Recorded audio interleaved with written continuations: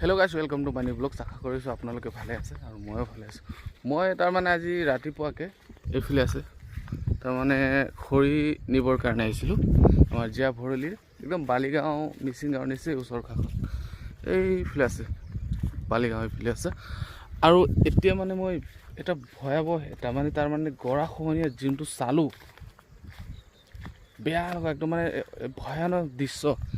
চাওক,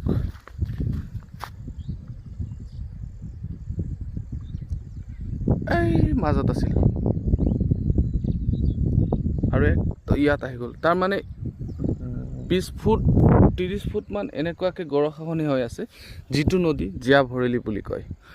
আৰু ইয়াৰ পৰা যদি এনেকুৱাকৈ মাৰি দিয়ে, গোটেই বালিগাঁও আধাটো তাৰমানে এইফালে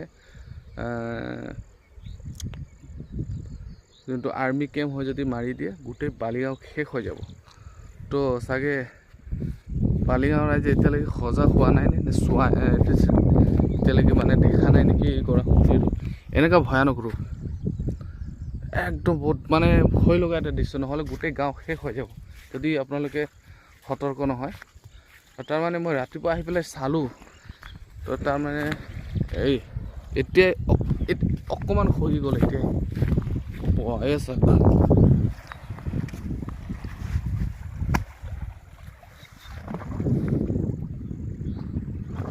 চকুৰ আগত খহি গৈছে।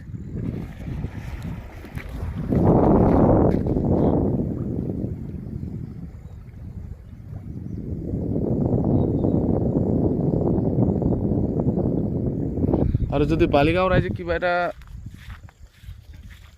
ইয়াত মানে ব্যৱস্থা নকৰে, ভৱিষ্যত কিন্তু